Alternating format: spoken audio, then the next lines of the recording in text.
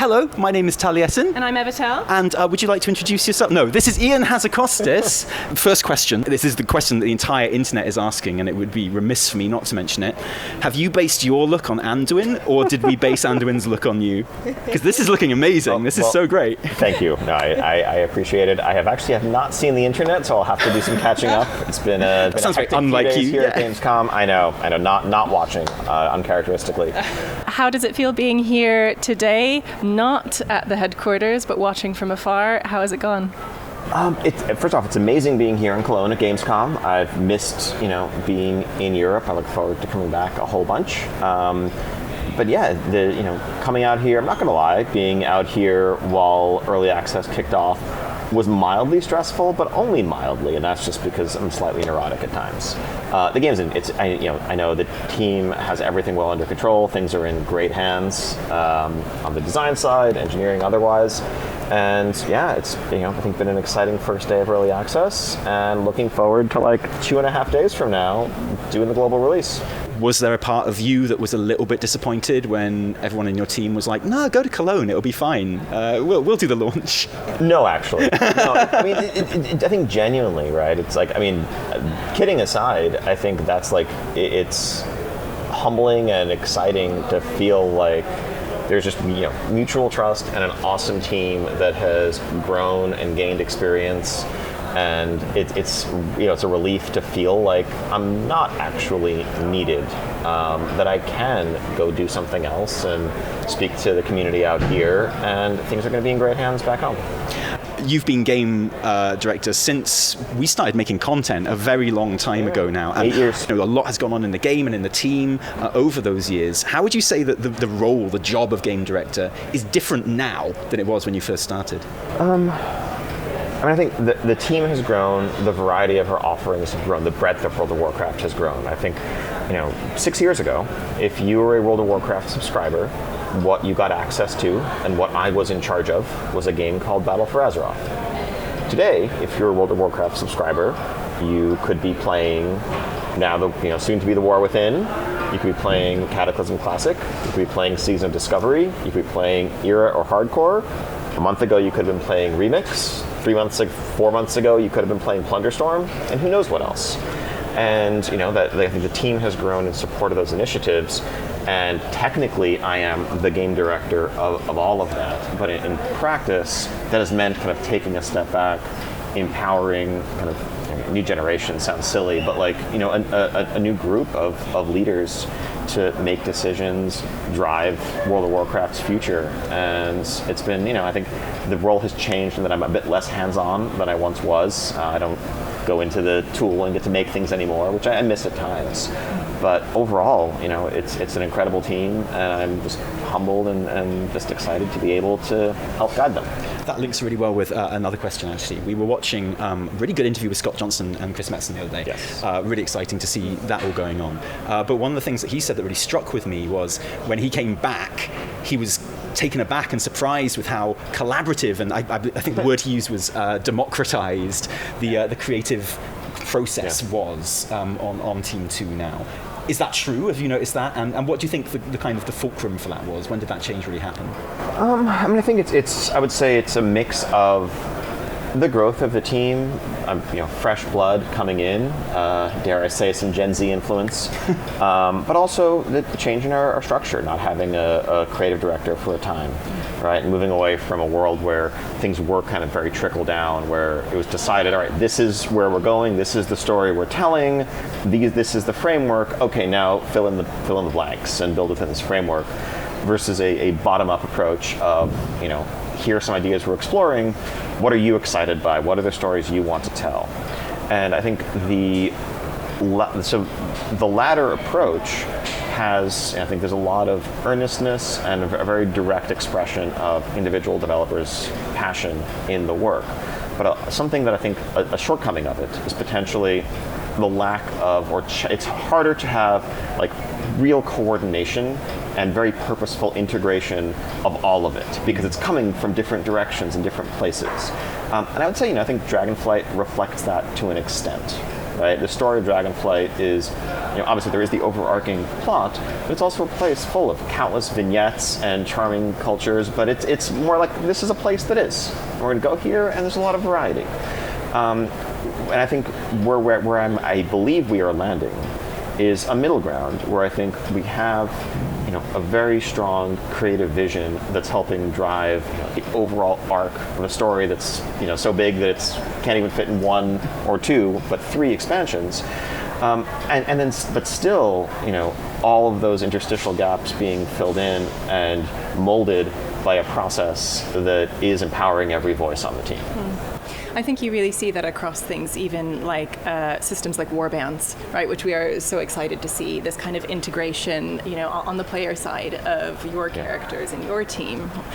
Speaking of Warbands and great teams, one thing that the community has spoken about a lot that they're really interested in is seeing follower dungeons and delves bringing in members of your Warband. Is that something we might see in the future? That is, I think we've definitely heard that feedback and that suggestion on multiple fronts. I think it's something that would definitely be fun to explore. I think follower dungeons could feel like a pretty natural outgrowth for that. There's a lot of questions we would need to answer in practice, because I think the immediate expectation, of course, is like, well, so when I'm using my Warband members as my followers, they're leveling up and getting gear too, right? It's kind of like multi-boxing, and there's some things to work through there to make sure that it's not like the only right way to play. But just from a flavor perspective, from the feeling of being able to interact with your alts in a more grounded way, it'll be a really fun thing to explore. It feels very holistic the way you're doing that. I feel like one day in 10 years' time we'll wake up and realize, oh, we had player housing for like 3 years already, and we didn't even really notice because it just came in. It trickled in so slowly. Yeah. Obviously, front and center, you can't go anywhere in Gamescom at the moment without seeing Xal'atath kind of staring at you. Oh, hi. Case in point, right? We saw like all the opening cinematics and the Dalaran event and everything. Like fantastic work as always, just incredible. What was the moment when behind the scenes in Team 2 you suddenly realised that you had Xal'atath and that she's this incredible character, and actually she's an expansion character, right? And she's someone we can base a story around to a certain degree. Was that a holistic thing again, or was there a moment when you just went, well, we've got her? I mean, I think, there it was a bit of a slow burn, right? It was, and of course she was introduced in Legion, everyone's favorite, Naifu. And I mean, that connection, the fact that like there's a character that really was only directly being interacted with by one spec out of 36 or whatever it was at the time, 38, and people were like, this character is awesome. That led to us in BFA saying, as we were telling a story that was touching on the Void and Old Gods, like, hey, let's make this character a bit more central. Let's introduce players of all classes to her, and let's kind of get her out of that knife and maybe open up some potential future arcs for her. Because and that's really driven by player reaction, right? I think if people had just kind of shrugged their shoulders at Xal'atath during Legion, we wouldn't be here and she wouldn't be here today. And then, obviously she was kind of in the background for a while, but as we started to think about the big arc that we were going to explore, and the Void as a major threat and a theme, of course you need an avatar that's a bit more, tangible than just the Void. And who better than Xal'atath? And so that was actually a pretty quick discussion, I think. And we landed on her. And then, of course, the next question becomes, how do you... Yes, we've introduced her. Yes, people are intrigued by her. Many players who didn't play those expansions, though, still don't know who she is. And then how do we build up a new major villain that's going to, be a primary antagonist over the course of this arc? And there I think we drew on a lot of lessons learned from the Shadowlands, honestly. I think it's a completely, utterly fair criticism that, hey, we didn't know much about the Jailer. The Jailer didn't feel compelling. And that's part of why we're steering more into a larger trilogy here. It's like it's actually almost impossible to, in the framework of an MMO like World of Warcraft, introduce a brand new villain for the first time and then get to a point where a year and a half later or whatever, you're defeating them in a final raid and it feels earned and it feels like they belong in the pantheon of great villains. And so, we're going to take the time we need to take and do it thoroughly and do the story justice. So we're defeating her in the final raid then? Well, clearly. Wait, you're saying, I don't believe she's a villain. Oh, really? That's just me. If I've ever seen a baddie in my life. I think you're the only one to have voiced that opinion, I believe. That's an entirely unique opinion. When you decided to bring her back in BFA, which is the best decision anyone's ever made, obviously, and you were thinking about, what body should we put her in, was anything ever on the table apart from a hot elf? Was there ever any other suggestions going on there?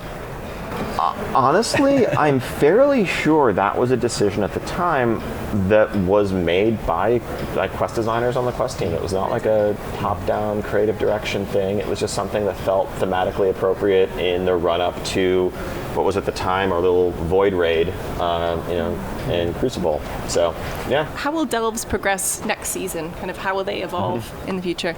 Yeah, because we were talking about this on stream and we suddenly realised that we don't actually know. We know there's going to be a new follower, but is there going to be like difficulty levels on top of that, or sort of? So yeah, so I think part of it is yet to be written. I think certainly the feature is going to evolve based on what we learn from the next month or two. As much as we might test something on beta, we have a new feature like this, as we saw with something like Torghast, people play it and experience it very differently on the live servers when they're doing it with objective motivations, like filling their vault row and getting their rewards, as opposed to just for the intrinsic value of, I'm going to, bounce around on beta and see what this is all about. So I'm sure we'll be, iterating and tweaking aspects of the universal experience. But yeah, delves are a seasonal pillar that we want to keep carrying forward. So I think season 2 of delves, as you mentioned, will include a new companion to replace Bran.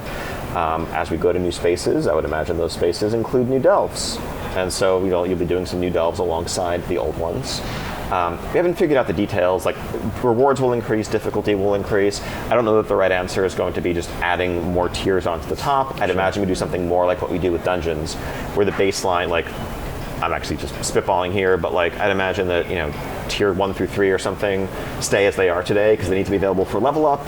But once we're in end game, as we do with Mythic Plus, we would just kind of slide the whole scale down, increase the rewards, rather than just bloating it with an increasing number of tiers. So will you still be able to, if you have an answer for this, will you still be able to level Bran in season 2 when there's a new follower?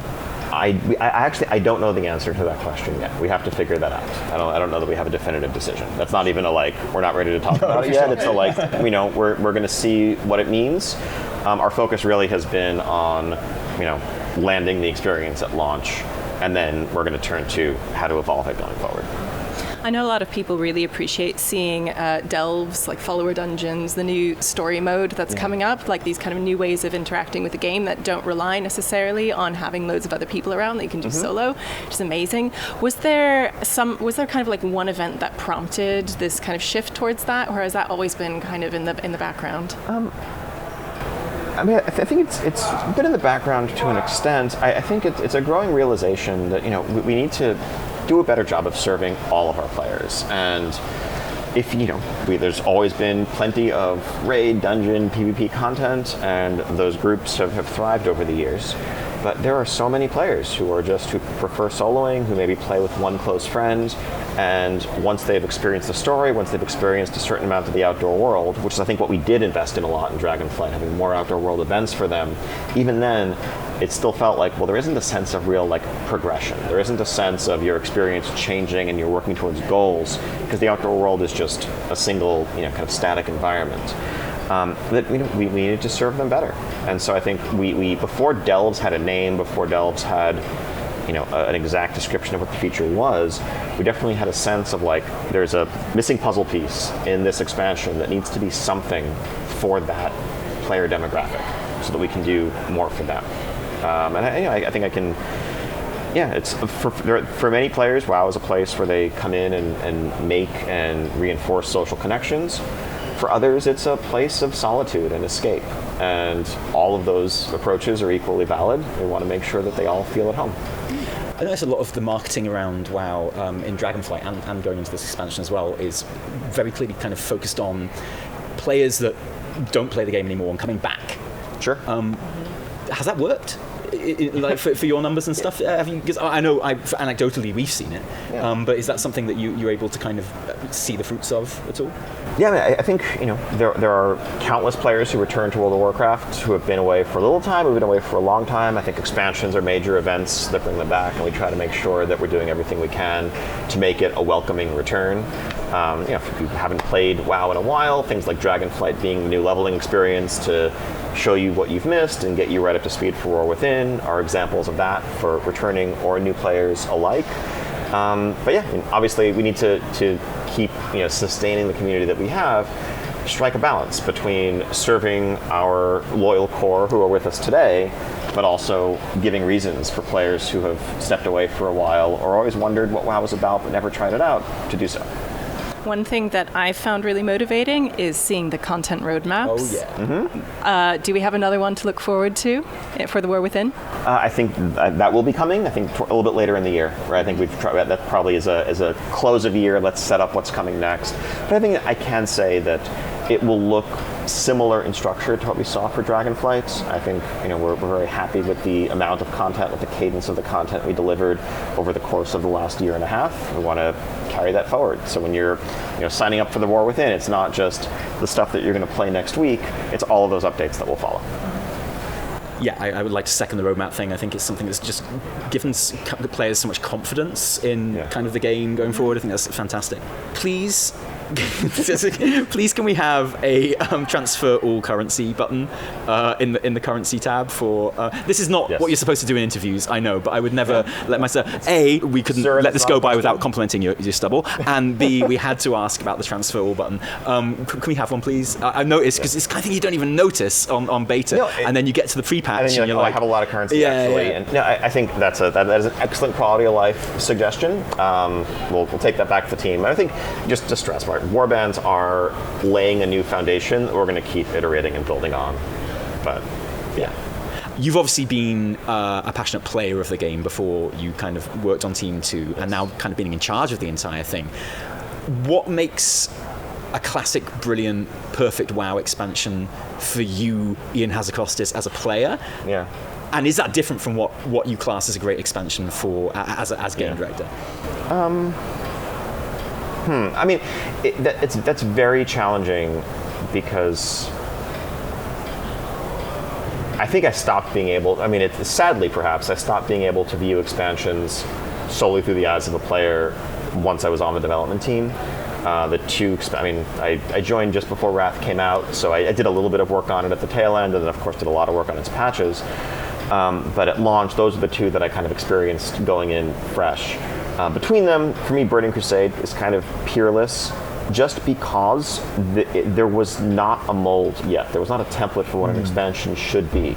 It was, after spending 2 years and many, many, many hours in Eastern Kingdoms and Kalimdor, suddenly going through the Dark Portal, and the possibilities are limitless, and you're on an alien world, and I'm, all sorts of new creatures, huge gear upgrades, flight, like it was transformative. Whereas every expansion afterwards, I think there have been certain expectations, like, okay, I'm going to get 10 levels, there's going to be X new dungeons, and so it's exciting, but it wasn't the unknown as a player. And that's something as a developer, I still long for ways of recapturing little pieces of that and putting them in a bottle, like the unknown and the sense of surprise and discovery, and feeling like you're playing something that has not been thoroughly data mined and pre-explored and guides written and optimized, and that you just get to experience it organically. Easier said than done, but that's a thing I chase. Pivoting as a game director, as a developer, I think the perfect expansion is a well-rounded one where all of the pieces are synergistic. That is to say, they feel like they belong and serve the theme of the expansion, the story. I would say, it's probably an unpopular opinion among players, the expansion that's probably done that best is Legion, out of the ones thus far. I think we aspire to exceed that in the years to come. But, both obviously hard to beat, the thematic nature of the expansion, Illidan, the Burning Legion is an iconic threat, but then also the systems of the expansion, the artifact weapons that were the things we needed to wield to have a chance against the armies of Sargeras.